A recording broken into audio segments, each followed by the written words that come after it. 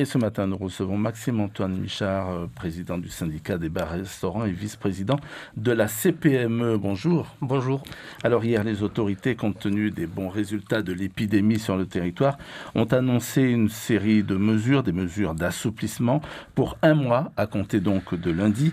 Les compétitions sportives vont pouvoir reprendre à huis clos, les salles de sport peuvent rouvrir et le couvre-feu débute plus tard, 1 heure plus tard en fait, les jeudis et vendredis. Alors vous dites, c'est un pas dans la bonne direction, mais ce n'est pas suffisant. Non, ça n'est pas suffisant. Si vous le permettez, j'aimerais démarrer d'abord en me réjouissant pour mes collègues du sport et de la culture pour ces assouplissements, parce qu'ils ont été particulièrement touchés ces derniers mois et je suis vraiment très content qu'eux puissent reprendre une activité, alors un peu contrainte, mais qu'ils puissent quand même reprendre une activité. En ce qui concerne les restaurants, non, on est surtout... alors oui, c'est un pas dans la bonne direction. Maintenant, moi je suis très perplexe sur la cohérence de cette mesure et sur le sens de cette mesure. Je vous avouerai que autant on a échangé très régulièrement ces derniers mois avec les services du Haut-Commissariat, donc ils ont écouté nos doléances, ils ont écouté également nos propositions, autant là je suis un peu surpris parce qu'on n'a pas été consulté sur cette question des jours qui ont été choisis. Ils ne vous ont pas complètement écouté en fait. Alors, non, pas complètement. C'est surtout qu'on ne comprend pas. Alors, on ne peut pas travailler les lundis, mardis, mercredis, plus tard. On peut le faire les jeudis et vendredis, mais pas le samedi. J'ai beau chercher, je ne trouve pas de sens à cette décision, voilà. Même si c'est un pas qui va dans la bonne direction, je ne trouve pas de sens à cette décision. Vous auriez préféré quoi concrètement ? Nous, on a demandé à pouvoir travailler au moins 1 heure de plus tous les soirs de la semaine. On a conscience qu'il faut que ces assouplissements se fassent de manière progressive. On sait que toutes les contraintes qui ont été mises en place, les efforts qui ont été réalisés, les résultats obtenus. Et nous, justement, dans ce cadre-là, on a simplement demandé 1 heure de plus tous les soirs de la semaine, en attendant peut-être mieux dans les mois qui viennent si la situation s'améliore. Et aujourd'hui, c'est une décision un peu mi-figue, mi-raisin, 2 jours par semaine. Difficile à comprendre. Alors, il va falloir, cela dit, prendre votre mal en patience et puis donc repartir un peu, j'allais dire, à l'attaque, parce que vous allez rediscuter, j'imagine, avec les autorités, essayer de les convaincre encore. Alors oui, on a d'ailleurs une réunion aujourd'hui à 16h avec les services du Haut-Commissariat, une réunion justement qui se fait juste après l'annonce des mesures, donc ce sera l'occasion de rappeler nos doléances et nos demandes. Peut-être aussi de comprendre pourquoi ce choix des jeudis et vendredis a été fait, puisqu'aujourd'hui, malheureusement, je n'ai pas d'explication à donner. L'autre élément aussi, je pense que j'en avais parlé la dernière fois que vous m'aviez reçu, c'est qu'on considère que compte tenu de la situation, 1 mois, c'est beaucoup trop long.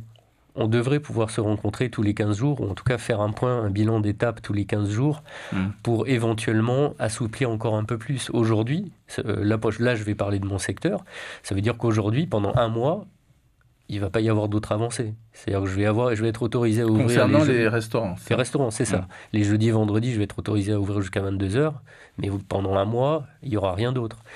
Ça me semble trop long, Voilà. Alors, cela dit, il y a des dispositifs qui ont été mis en place, je pense au Diesé, au Diesetti, qui permettent de soulager et surtout de ne pas licencier. Alors oui, ce sont des dispositifs qui sont effectivement très intéressants pour les employés, mais comme j'ai déjà eu l'occasion de le dire, au niveau des structures, donc au niveau des entreprises, il y a certes le fonds de solidarité de l'État, mais aujourd'hui, même avec les nouvelles mesures qui ont été mises en place pour le fonds de solidarité du mois de décembre, les structures telles que les restaurants sont un peu au milieu. C'est-à-dire qu'il y a des aides. Le fonds de solidarité, il est très intéressant pour les patentés, pour les petites structures, donc les entrepreneurs individuels. Les dernières modifications qui ont été faites sont très intéressantes pour les grosses entreprises, puisqu'aujourd'hui, il y a des aides qui vont aller jusqu'à 24 millions de francs CP pour les entreprises qui font plus de 120 millions de chiffres d'affaires par mois. Mais pour les entreprises qui sont un peu au milieu, et c'est le cas de tous les restaurants, aujourd'hui, il n'y a pas énormément de dispositifs. Donc, ce qu'il faudrait, c'est quoi ? Des aides intermédiaires ? Il faudrait des aides intermédiaires, oui, nécessairement, parce qu'aujourd'hui, on a les mêmes problématiques que les grosses entreprises, mais pas forcément le même accompagnement. Et les mêmes problématiques, c'est surtout les problématiques des charges.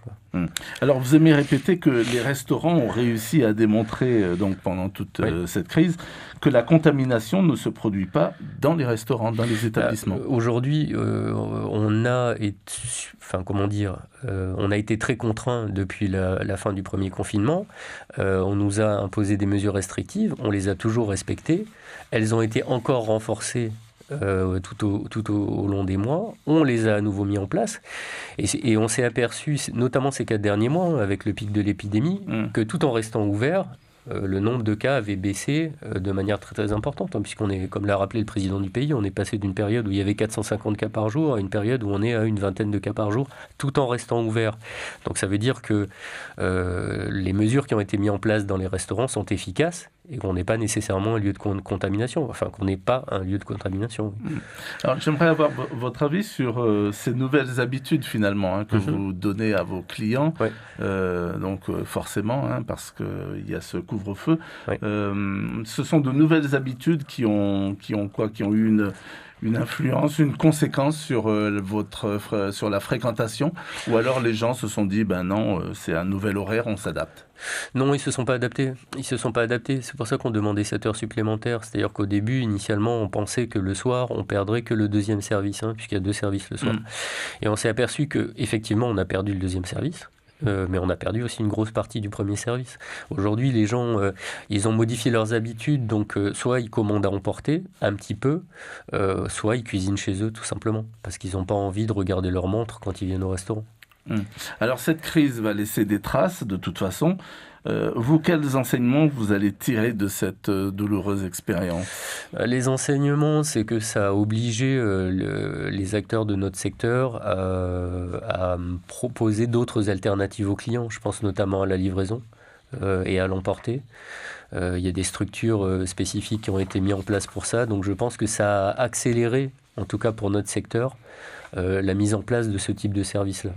C'est le principal enseignement à retenir pour notre secteur.